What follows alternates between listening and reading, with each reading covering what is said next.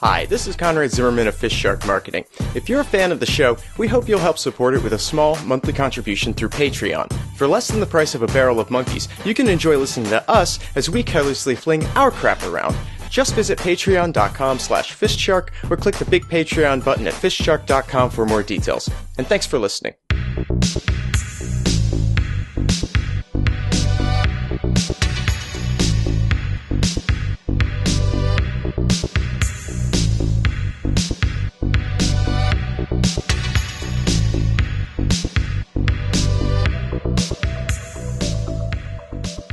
I have good news, and we don't like to say bad news here, not so positive news regarding Phil Collins. Okay. What has the arrogant bastard done now? Well, the good news is we've worked out why everyone hates him so much. I never really worked it out. I find Genesis to be a fine band. Phil Collins himself, I got no problem with his music. Susu Studio. Genesis was a band that was certainly improved by his involvement in it. I mean, he's a fine drummer. He's a bit smug, and that kind of rubs me the wrong way. But apart from that, I don't know. I never really got it. So what's the deal? Yeah, he's a bit arrogant, but literally, I feel like every single star from the 80s and 90s has something bad to say. Yeah, so I'm really curious to hear what's that going comes on here. To the not so great news is that although we've worked out why the music industry and the larger entertainment industry itself seems to despise the man, we've worked out that it is his fault. This isn't happening in a bubble. Even worse is he means nothing by it. He means nothing by it. Well, what's he doing that's causing this attitude? Well, I'll give you an example. Just recently, Phil Collins was booked to perform a duet with Pink, and everything seemed to go well. He was courteous to her, gracious. They talked a bit about their respective music careers, the differences, and the surprisingly many similarities. I left him alone for a moment backstage, went to go check on the lights and everything, because apparently I do that now. And I came back to find Pink in quite some distress, as Phil Collins was pushing a hot quesadilla into her face. He's feeding her a hot quesadilla, or just pressing it into her face? I'd almost liken it to a clown with a pie, that old bit, but it was slower than that, much more malicious in intent. And the quesadilla wasn't hot enough to scald or anything. But it was clearly of a temperature Pink found objectionable. Well, that's just inappropriate. Yes, that inappropriate is the word I was looking for. How did it even get to that point? How did he even get the quesadilla? That was my question.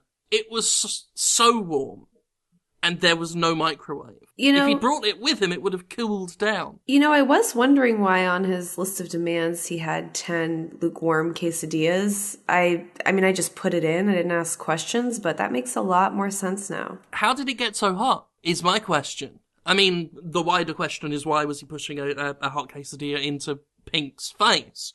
And when questioned, he had nothing for me. He seemed to deny that he did it. I caught him red-handed, and he just looked at me and said, "Wasn't me." Has he done this to everyone? Is it quesadillas to everyone, or is this just... No, it's not quesadillas to everyone. That's... It's the only real thing that links Phil Collins' pattern of behaviour is that it is destructive to his own career and reputation and relationships, and involves procuring things that he has no right to have, such as the time where he, and this goes right back to when he worked with Bone Thugs and Harmony. Apparently he pushed a clock on them. He pushed a clock, like a grandfather clock? A big grandfather clock. Allegedly there was no clock in sight at the time. People turn their back and suddenly there's this big clanging noise, a sound of clockwork and springs and bells and yelling, of course, from Bone Thugs and Harmony, as they found themselves pinned by the weight of an antique grandfather clock. The clock, we later found out, belonged to Lou Reed, and he was pissed. So Phil Collins pushed Lou Reed's grandfather clock onto Bone Thugs-n-Harmony. Were there any injuries? There was a sprain. I can't remember if it was Bone Thugs or Harmony, but one of them got sprained. The strange thing to me is that this is the first... I mean, we've represented Phil Collins for quite some time, and this is the first that I'm hearing of these incidents. I mean, why has nobody spoken up? Well, as far as I can tell, a lot of the older stars from the 80s and 90s, you know, I'm talking about your Dee Snider, I'm talking about your Michael Bolton. Incidentally, I've been told if Michael Bolton ever sets you up a gig with someone, don't ever take it. Because apparently what's going on is these older stars have kept this under wraps. They've all gone through it.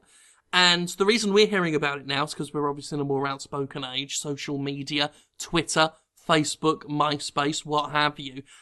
So a lot of the newer stars are reacting more publicly to this as the older stars are setting them up on gigs with Phil Collins, unbeknownst to them, that he's going to pull this shit.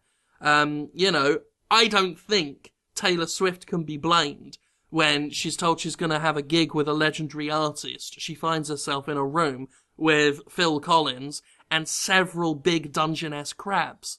He was just flinging them at her knees like a frisbee. Oh, my. And again, the confusing thing is they were wet. Like salty and wet, as if they'd just come out of a rock pool.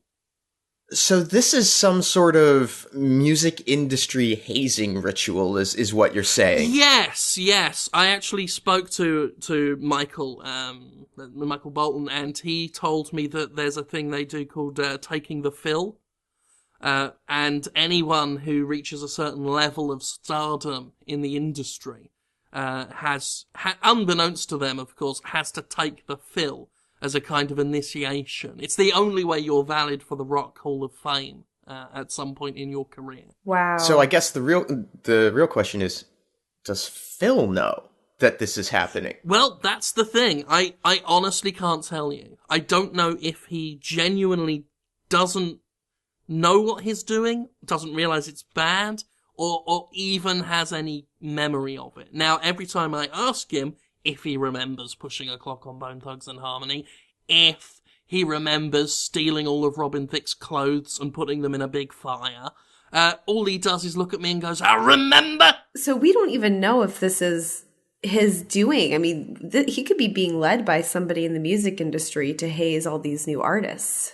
Someone, possibly Henry Rollins, I've got no basis for that accusation, I just don't trust him, could be leading him on, could be encouraging him, whispering things, trying to get him to do it. I don't know, honestly. I mean, he tells me that he remembers, but then doesn't expound on it any further.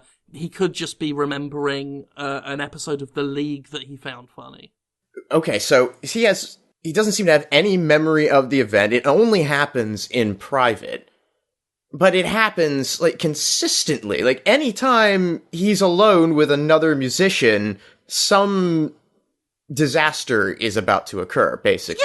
Yeah. I mean, you'd think you'd remember replacing Missy Elliott's shoes with 2 quiches, and then when she puts them on, calling her Missy Quiches. Yeah, I would not forget that. I'm sure Missy Elliott didn't forget. Oh, no, she hasn't forgotten at all. I mean, this isn't so bad, though, because at least we're held without some liability here, because I'm assuming after the fact, somebody tells, say, Pink, that this is a ritual, and she just gets over it, right? Right, well, I mean, it totally isn't our fault, but it's absolutely our problem. I mean, if this is going on and that reputation continues to spread and it becomes more public, if it becomes known that this ritual is going on and that Phil Collins is, basically a tool of torment, that could reflect really poorly on him and damage his career. Absolutely. Plus, we also represent Tom Petty, and from what I tell, he somehow escaped ever going through the film. But Michael Bolton has said, and this is all allegedly, that Petty must pay. And looking at the pattern of behaviour Phil sort of unleashes on these people. The longer you go without taking the fill, the worse it gets. I mean, we can all agree that a hot quesadilla in your face is arguably worse than Dungeness crabs to your knees. So I am very worried that Phil Collins is going to come at Tom Petty with a big drill. So, gentlemen, I've had a strange request the other day. The mayor of Boston stopped into our offices. I don't know if you guys were in, but he was not happy with us. Really?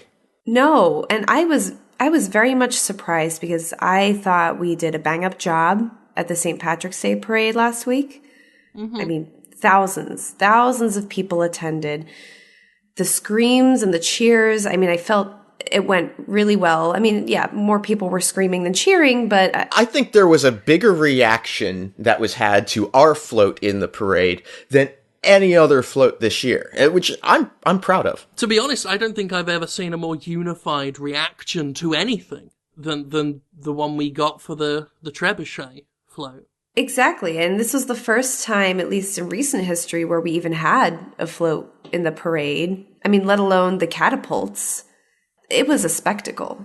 So it was a spectacle. There was minor property damage, but I felt that whatever revenue was being taken into the city via the parade would have undone any costs that we might have had. Well, and it's not as if we were, firing hard shells out of these catapults. I mean, pigs are dense, but they're ultimately soft. Yeah, you fling a pig at a skyscraper, ultimately there's going to be more damage to the pig than the scraper. Surprisingly, it wasn't the damage that the mayor found, disagreeable. For some reason, he was upset that we were flinging pigs.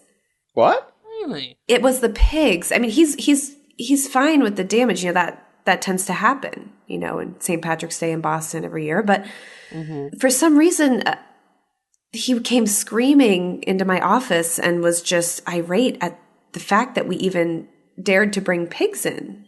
But it was St. Patrick's Day. I know. You're telling me that on St. Patrick's Day, the mayor is upset that we were flinging pigs out of medieval-style catapults into the city at large? Well, he told me apparently pigs have nothing to do with St. Patrick. Really? Or Ireland. They're pink. That's the color, right? That's Pink Day. Fleshy pinkish, yeah. That is a fleshy kind of pink, isn't that? Hold on. Patrick's Day, that's why it starts with a P, isn't it? What about Irish bacon? This Wikipedia, it's telling me this is green. Nah, that doesn't sound right at all. That's Christmas. There's leaves. Oh. How many days does green get?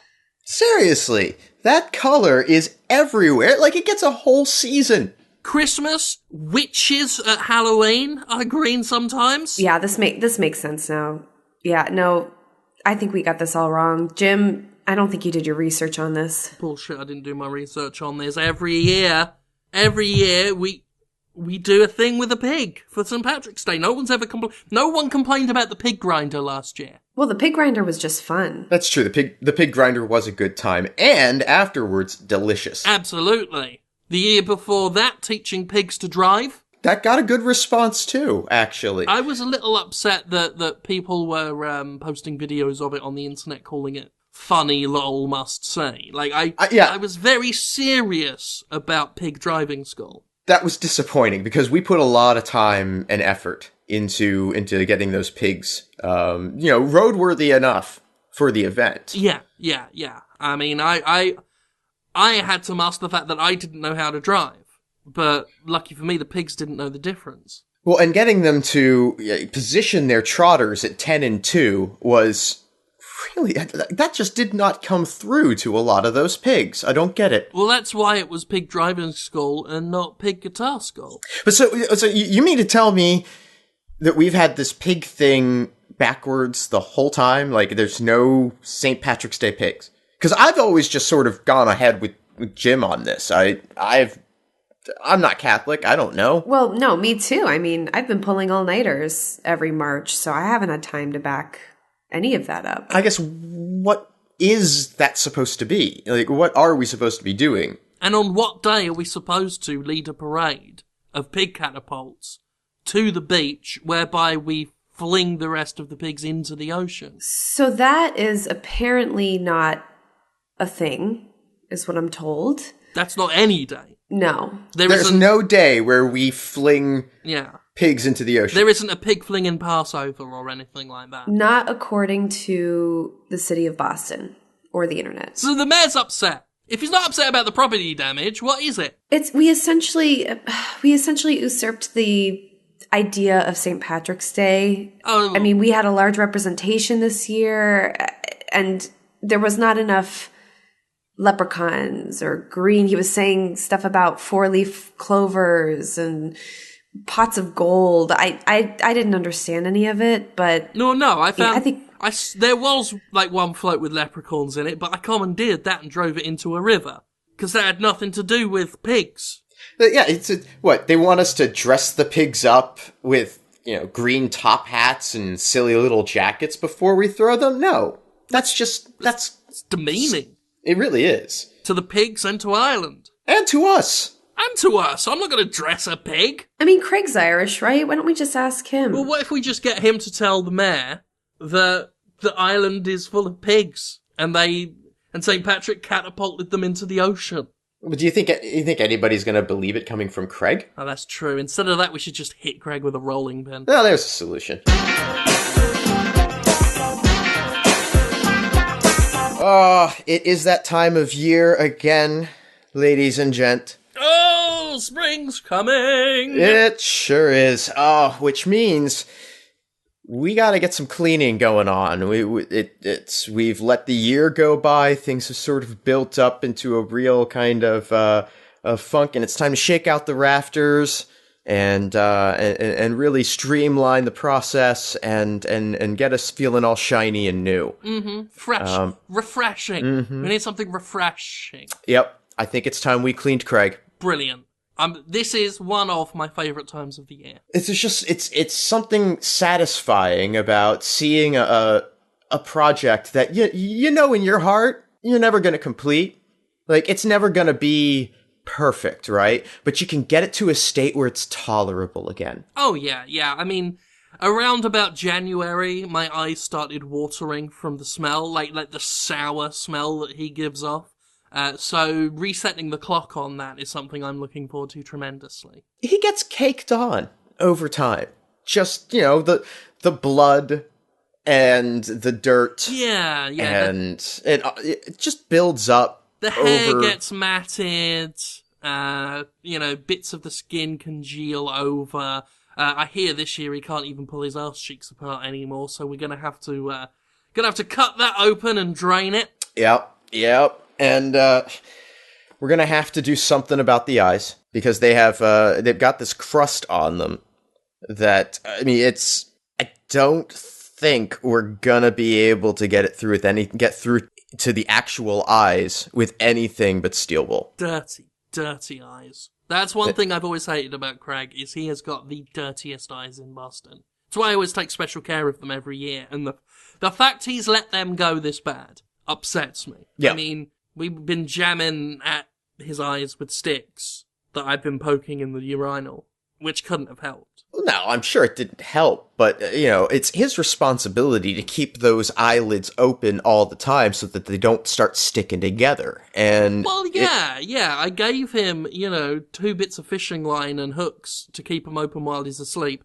He ain't used them. It's on him. No, and there's no way I'm letting him use the company showers in the gym. I mean, that's just disgusting. Oh, no. He's not permitted to use any of the office facilities for cleaning. We'll use the local car wash like we did last time. We'll run him through there just to get the general film of stank off of him. Well, we'll do a first run through the wash, then we'll detail him. Mm-hmm. Get into all of the nooks and crannies, really, really scrub down, and then we'll take him on another run through the wash. Oh yeah, another 1 or 2 runs. Yeah, and finish it with the hot wax. Mm-hmm. The scaldingly hot wax. Right, because just to, to get that seal, it makes it easier to clean him then later, next year. He's so dirty. He's filthy. One thing I thought about doing this year is getting, say, 2 or 5 bags of spiders and just putting them up his ass. Oh, that's a great idea, because we're always so focused on the outside of Craig being clean, but you're right, we neglect the inside. He has got to be filthy inside. We get a bunch of hairy little spiders, they run around in his intestines, all up in his guts, collecting all the dust that's in there, probably, and, they'll eventually work their way out. And they'll be like furry little things, like little feather dusters just skittering through him. And I know last year we made him use some lice shampoo, even though he didn't have any signs of lice. But this year I feel like he should ingest it, just in case. Yeah, mix it up with a bit of bleach just to really sort of clean his insides up. Yeah, I mean, you never know what's inside that boy. I'll have a word with Dr. Nightscream and see how feasible it is to remove his skeleton and get that polished and put it back in. That would be a really, really good idea, because I think he's creaking a bit, and maybe while we're in there we can get him lubed up. Yeah, plus I think he's got stinky femurs. Well, I mean, maybe we should just bleach all of Craig. We should. I think as well we should clean his sewer mind. Well, that's a toothbrush job, if I'm being totally... Yeah. We'll jam a pair of toothbrushes into his ears and just clean all the dirty thoughts out of his head. Yeah, we can, we could probably have pretty good access through the nose also.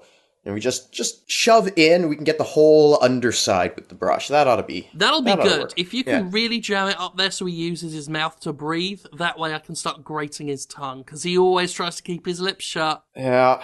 I'm gonna take out all his teeth, I'm gonna replace those with screws, because they won't rust. Oh, that's good. I don't know how we got his original teeth rusty. Well, maybe then what we should probably do is just after we have cleaned the mouth, we'll just sew it shut. That's a good idea. It's just stop germs going in. Right. And words coming out, because if I'm being perfectly frank, I'm sick of him talking back, or at all. That's true. Which brings us to, well, the dick. I say leave that, it's a write-off. Yeah. Yeah, it's not like it's being used for any purpose whatsoever. Shall we give him gargoyle wings? Can we do that? Probably. I don't see why not. Will they work? No. Doesn't matter? No, not at all. Gargoyle wings it is. Excellent. Anything else we want to do to him while we've got him? We probably ought to replace the webbing between his toes, because I think that's starting to get a little worn. Which is annoying. I think he's been cutting them off himself.